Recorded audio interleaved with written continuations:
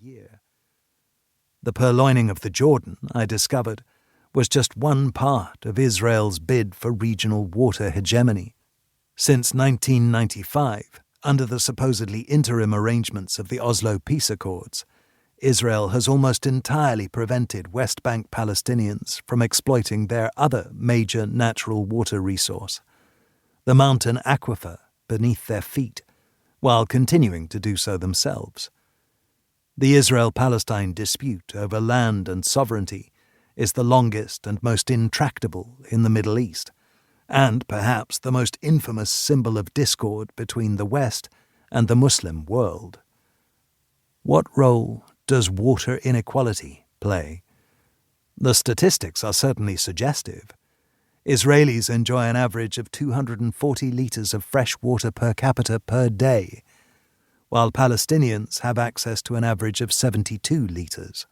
In some parts of the occupied territories, where a great many communities are not even connected to the mains, availability is as low as 25 litres per capita per day, well below the basic minimum of 50 litres a day that the World Health Organization recommends, and perilously close to the absolute minimum of 20 litres that it says should be assured to take care of basic hygiene needs and basic food hygiene.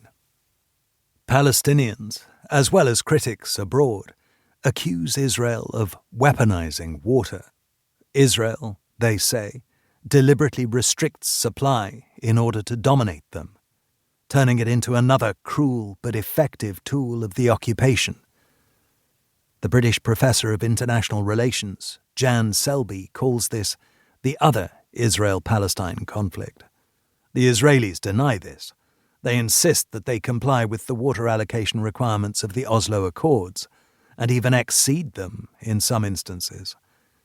Yet there is no question that Palestinians still do not have enough water, while the River Jordan remains a reproachful trickle of its former self. Palestinian water stress, and the suffering that attends it, is greatest in the Gaza Strip, the enclave of more than 2 million people on the Mediterranean coast abutting Egypt, ever since the virulently anti-Israel Hamas party seized power there in 2007. The Strip, with varying degrees of support from Cairo, has been blockaded by the Israeli military. The Strip's traditional water source, the coastal aquifer, has been ruined by years of over-extraction, a crisis compounded by Hamas mismanagement. As the water table dropped below sea level, the Mediterranean leached in, rendering 97% of the municipal supply too salty to drink. Just as seriously, Gazans lack the power to treat their sewage, which sinks back into the aquifer, making it even more undrinkable, or else it is pumped directly into the sea, contaminating every beach. Gazans live in isolation from their compatriots in the West Bank, thanks to Israel's blockade, the effects of which are made much worse by Palestinian politics. Gaza was administered until 2007 by the Palestinian Authority, the interim self-government known as the PA, which was set up with Israel's agreement at Oslo.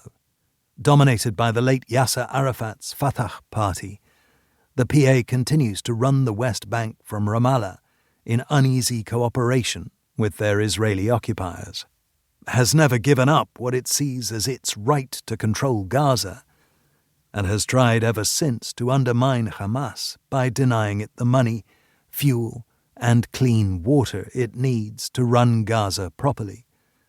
In consequence, the enclave has become so water-stressed that in 2015 the United Nations, UN, repeated an old warning that it could become literally unlivable within 5 years. Gaza was at risk of an epidemic even before the 2020 outbreak of coronavirus.